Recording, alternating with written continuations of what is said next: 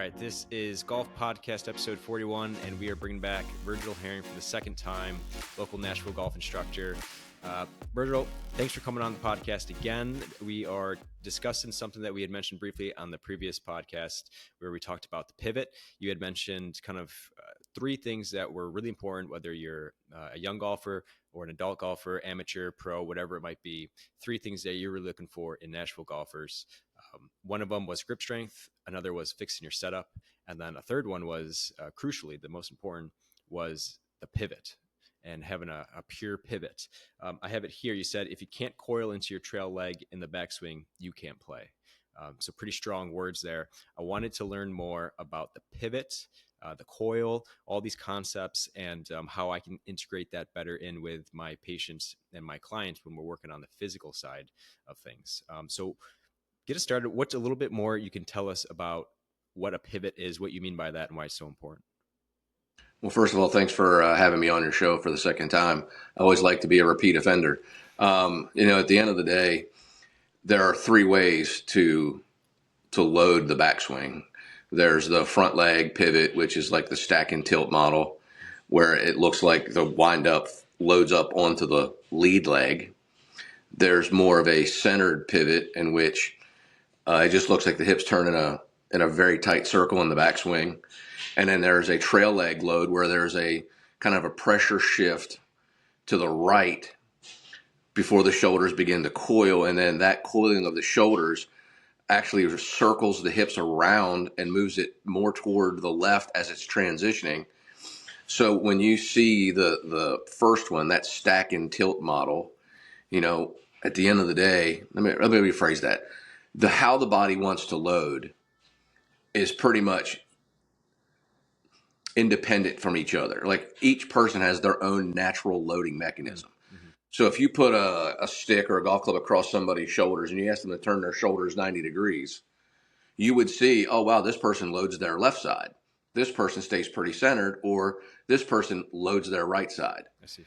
And then from there, you're going to be trying to figure out how to stabilize it so that the femur stays inward as you're loading. You don't want your right leg or your trail leg to get straight up and down, or even worse, which would be outside of your heel.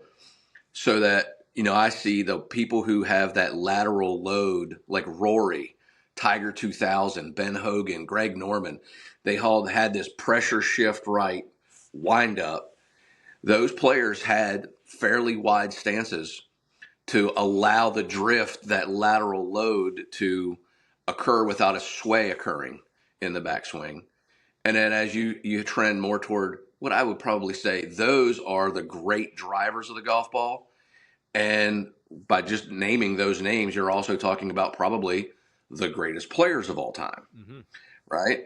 But at the end of the day, we can't really say that that's exactly how it goes, because Jack Nicklaus stayed pretty centered. Arnold Palmer almost looked like he was on his left leg. Sam Snead looked like he was on his left leg.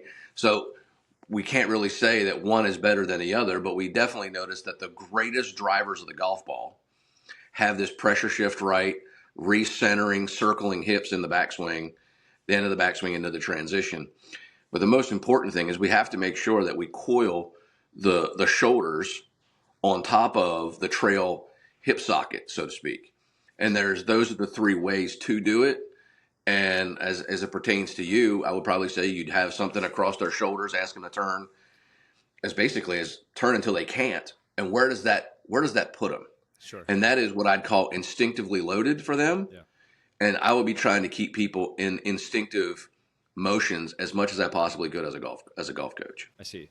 So are you almost, maybe if you're having them rotate with whether it's a club or a PVC pipe around the shoulder here, are you looking at maybe a belt buckle, and we're seeing, is that belt buckle as they turn moving towards their front leg? Is it staying center, or is it even shifting towards their back leg? Would that tell us where their load is? Are you looking at the pelvis to see shifting backwards, staying center, or shifting a little bit forward as they turn? Place to look. I mean, if I'm using my video, I'm putting a right line. I mean, a line on the trail leg, and I'm gonna, if they're wearing a hat or whatever, I'll put a line from the button of their hat straight down to the ground, and I'd be able to kind of tell how they load just because of the relationship between where they started and where they ended up as it pertains to the center of their head, the sternum. And I guess you could, I've never really drawn like a line on the belt buckle, but I guarantee you could see it from the center of the center, what person loads forward, centered, or back. I see. And so with the head, you're almost even looking to see not just where they're laterally shifting, but also where they might be tilting too. That's right. And so you're starting to run into mobility pieces, right? The more you see a good player increase right tilt in the backswing if they're a right-handed golfer, the more you're starting to see that there is a limited range of motion in the thoracic spine. And they have figured still have great hand-eye coordination, and they can oscillate just a little to the right and recenter as they come back. It's just usually a sign of lack of mobility in the thoracic spine area. And you also could see in a forward or a stack and tilt version, front leg loading, you'll see spine extension where they'll extend into the spine. Dustin Johnson's a good visual there as well when it comes to that spine extension piece in the backswing. I guess Bryson DeChambeau has a little bit of it too, where they kind of load the fourth lever, which is the thoracic spine. So really, you're just looking for hip mobility, thoracic spine mobility, and from there probably I guess shoulder mobility as well, because when it comes to the swing plane, the arms certainly, because they're holding the golf club, play an integral role to slotting the golf club, but it's just a variety of understanding how the body loads and unloads. I see. Yeah, that makes a lot of sense. And I've had some experience there as well, missing T-spine rotation and then trying to mimic that by tilting more. So when we lose a little bit of rotation, instinctively we start to tilt. And instead of actually rotating through the shoulders and getting the turn, we end up getting a lot of tilt. And I've had that experience myself. But to me, it seems obvious to me is how important that hip is. Now, would you say most people are in that backside pivot, that trail leg pivot? No, I would probably say the majority are centered. Okay. Yeah, because they feel better.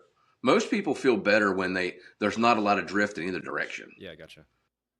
I would probably say I've noticed that the taller the player is, the more there is a trail leg loading scenario. There's a lot of moving parts to that, right? So usually narrow-chested, long-armed players have to do whatever they can to prevent the golf club from getting too far behind them.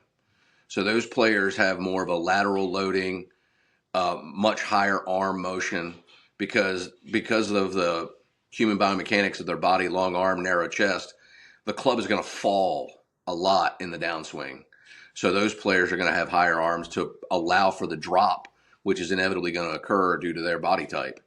And then the more barrel-chested, wide chest, short arm player, the club's probably going to be slightly in. It's going to be slightly across the line because they're going to need the help to shallow the golf club, and they'll use the across the line feature to allow that to occur. So all of these things have a lot of patterns to it. It's like a matrix of information.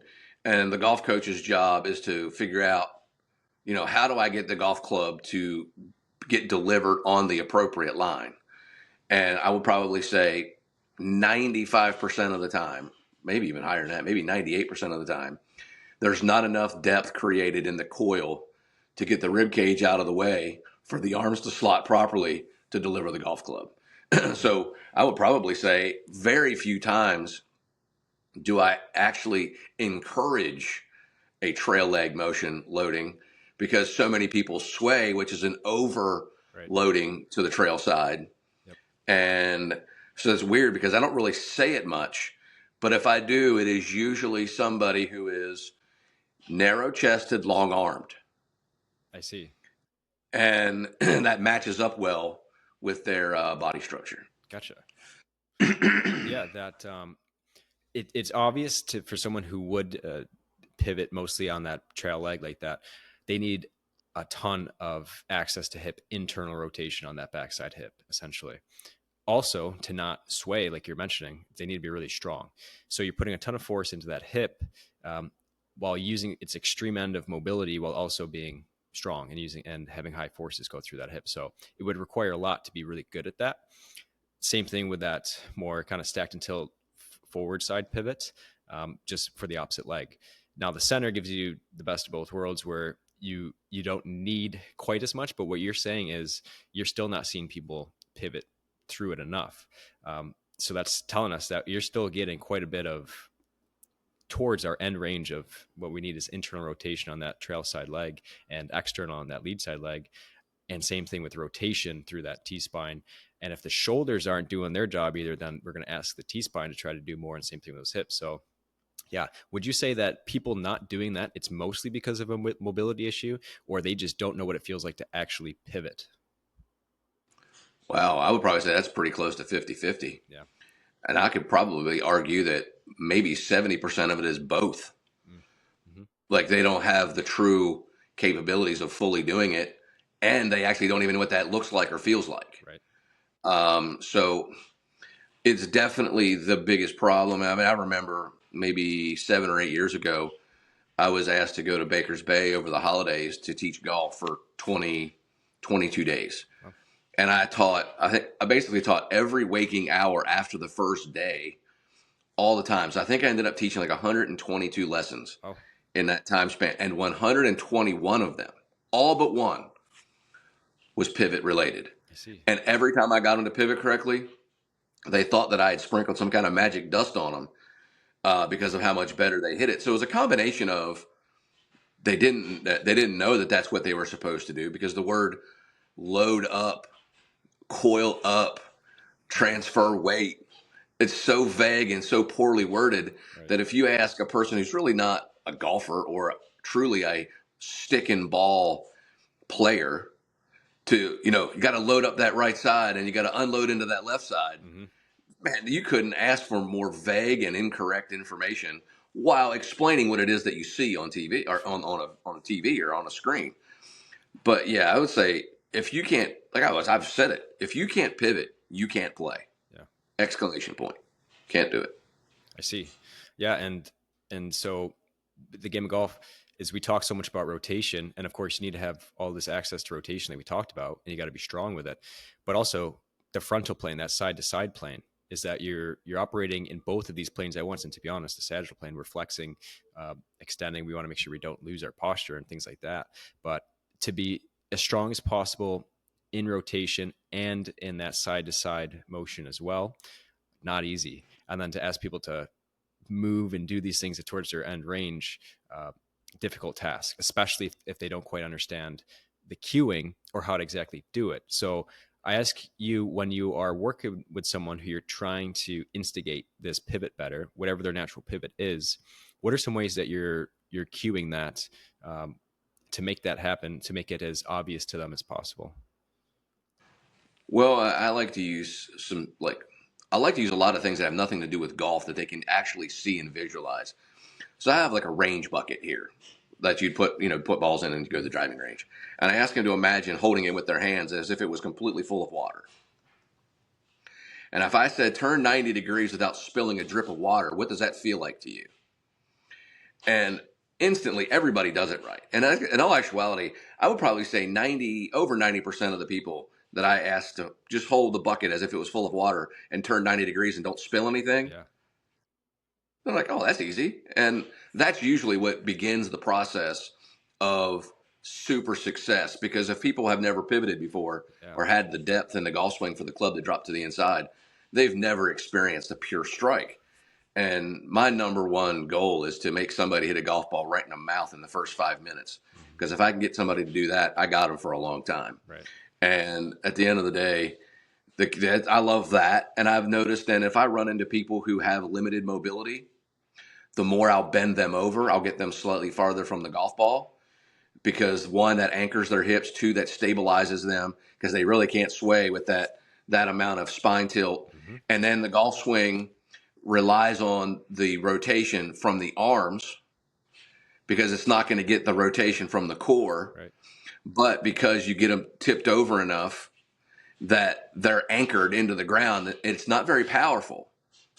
But it's probably more powerful than what they've ever done. Right. But if you compare somebody who's stays a little too bent over to anchor themselves, and they turn into an arm rotator.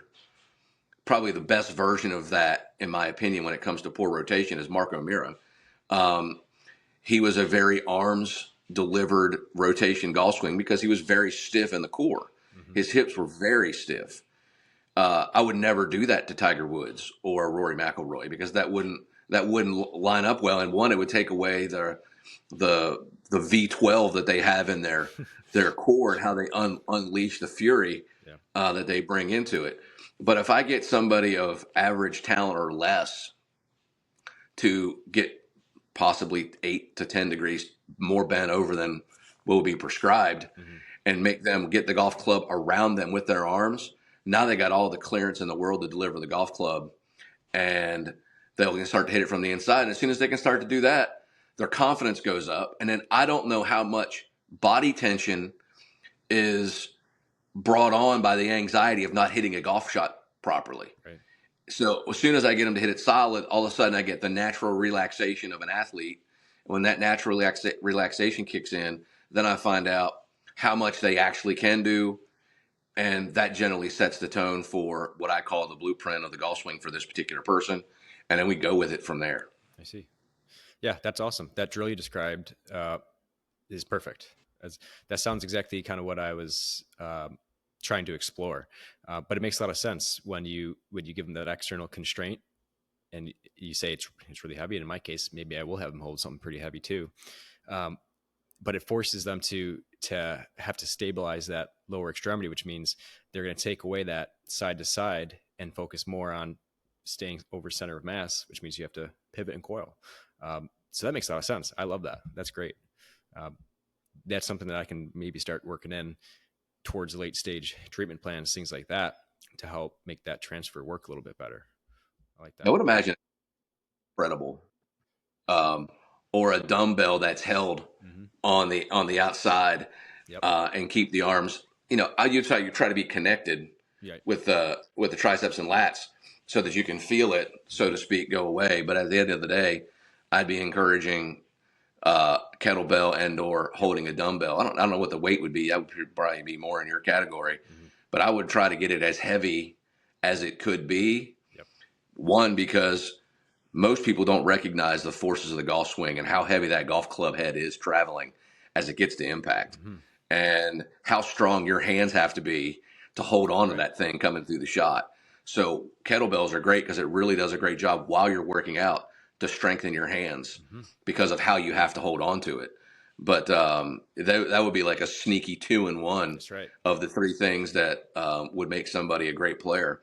That'd be kind of killing two birds with one stone. Yeah, I like how that integrates in with that too.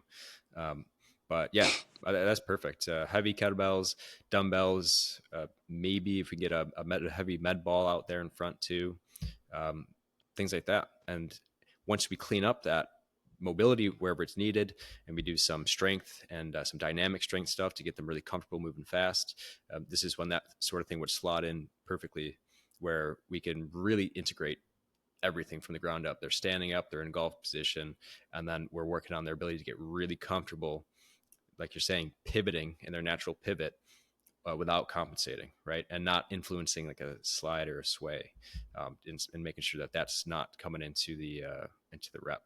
And then, they'll be ready to coil and pivot and rip balls when they're working with you. And once you really get that queued up, then they should be able to integrate it quick. So that's perfect. That's a great drill.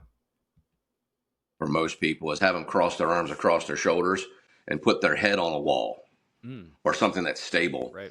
And I'll ask them to find their balance on their feet, put their head on the wall, and show me how they turn as far as they can without their head moving.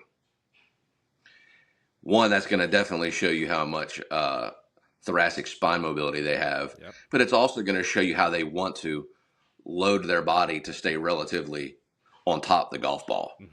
And you do that well, man, that sets the table, because generally speaking, the best players in the world don't move their head much. No, it moves, but it doesn't move very much. And the better you can get at keeping the axis fairly stable over the ball, axis meaning the spine, the easier it is to have clean strikes on the golf ball. And that's really essential for precision, consistency, and, predictability of curvature and distance. Yeah, I think it's a good cue is you can see, you talk a lot about vision and how important that is, how that affects your vision if you're moving your head, but also the head just being a sign of compensation, the head kind of being a sign of, are there things below it that aren't able to do what you ask them to do? And then you can see how the head is kind of a consequence of that. Sometimes when it moves, sometimes it's one of the two things, but that's another great drill. Anything like that, again, those all work great for kind of later stage treatment plan stuff. That's perfect. Imagine for you, if you had them holding the kettlebell or the dumbbell.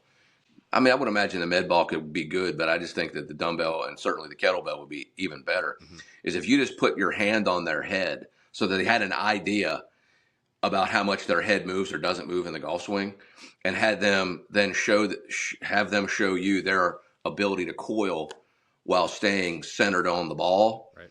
You would see how, like, where their mobility issues are, Mm-hmm. without a doubt. Good point. Because even with Rory having a pretty substantial pressure shift right, he doesn't really move his head much.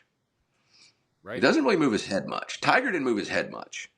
It moved a little bit. Yeah. But you'd see in a less than skilled player, if they had a pressure shift right, their head would move as much as their spine did to the right. Yep.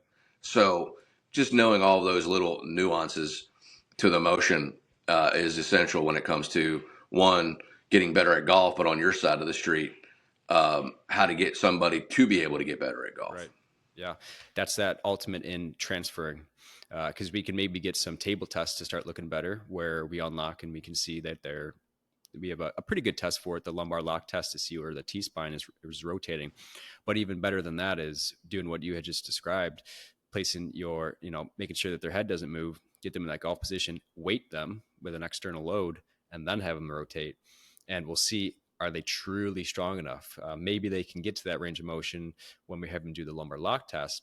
But when we get them up on their feet and we put a little external load on them and we say, hey, don't move your head, then how well are they transferring all these changes we've made officially back up to the golf swing? So yeah, that's perfect. I think that's a great way to look at it. Awesome. I always find the body always wants to choose the path of least resistance. So when you give them a dumbbell or a kettlebell and you put your hand on their head and you're going to ask them to turn, you're going to all of a sudden start to see the body get weight off of joints and or muscles that aren't ready to accept that weight or load. Yeah. And that should really be something that I would imagine would be very helpful to you, is to watch somebody like, oh, get that weight off my right hip, or get that pressure off my spine. To some, that's why you'll see people extend. They'll stand up to take the pressure off. Yep. Right. And those are the little things that I can imagine would be unbelievably helpful to you to diagnose why this person's not as good at golf as they'd like to be. Certainly. Yeah. Load demands respect is kind of the way we put it. So you can do something, one way, but the moment we really load you up, does your body change the way you do it, or change how much range we get out of it, or, things like that. So it's always best to always take a look at it under load like that, because sometimes it can trick you. And that's basically what you just described. Yeah. Well said. All right. This has been very useful. We'll do this again. Anytime I can get some better insight into things and how I can transfer it to treatment, really useful to pick your brain and get, your years of insight and expertise. So thanks again for doing it. Tell us a little bit more about what you got going on, your podcast, On the Verge, coaching, different things like that. Kind of where are you at? Yeah, my podcast usually comes out every other Friday. Sometimes I get 3 in a month. It's On the Verge. You can find it pretty much everywhere. It's a deep dive into human success, whether it be athletically, business-wise. I also have a music and wine passion. So sometimes I'll have winemakers come in. Sometimes I'll have musicians come in. But really what it comes down to is that everybody basically gets the opportunity to divulge their process that they use to become great at something. And what my whole goal in life as a coach is to encourage people to chase their personal greatness. And what's really fascinating is, I think there are some people certainly that know that what it takes to be great is what it takes to be great. But there's a lot of people who think that I can never be as good at anything as Vince Gill is at guitar, or I can never be as good at anything as Eddie George was as a running back. But in all actuality, when you get a chance to listen to the people that I've had on my podcast, they're from all walks of life, and they just found something that they had a passion for, and then doubled down on moving from a place of, I hope I can do this, because they loved it when they started it, to they believe they can do this. Like, they understand what it takes to be great. But at the end of the day, they've done it so much that they now can't do it wrong. And when you get a chance to watch experts go about their life, you realize that all you have to do is find something that you're passionate in, that you lose sense of time while learning how to do it, because that's where the brain's at its optimum level of performance. And when you lose track of time, that's great. And that's what my podcast is about, is immersive presence, understanding how to get locked in at anything, and trying to find something that you love enough that you can lose track of time so that you don't feel like you're wasting it while getting better at something. Coaching golf wise, this is the time of year you always hear, you learn how to ski in the summer, you learn how to play golf in the winter. You know, you got 4 or 5 months in which you're really not going to be playing in any tournaments that really matter. If you have some swing plane issues, or you want to get swinging faster, or you want, work on your wedge yardage control. A lot of people use this time of year to get a lot of gains, so that when April 15th comes around and the grass turns green and they start to compete, they took what they did in 2024 and they're going to make damn sure that 2025 is better. So that's where I'm at there. And then I got all kinds of fun things going on business wise as it pertains to coaching golf, using golf to coach business and life. Because if you play golf long enough, it'll bring the pain just like life will. It's got a pretty funny resemblance. And it's much easier to learn the hard lessons of life while playing a game than to learn the hard lessons of life in the hard knocks of life. So I love to use golf as a great learning ground to the difficulties of life. But other than that, just I'm very fortunate to be able to do what I love to do, and then share it through my podcast. And it's a wonderful thing. I love to be able to break up my life enough so I don't get tired of doing either, so that I can stay on top of it and be the best that I can be at all times. Very good. Yeah, you stay quite busy.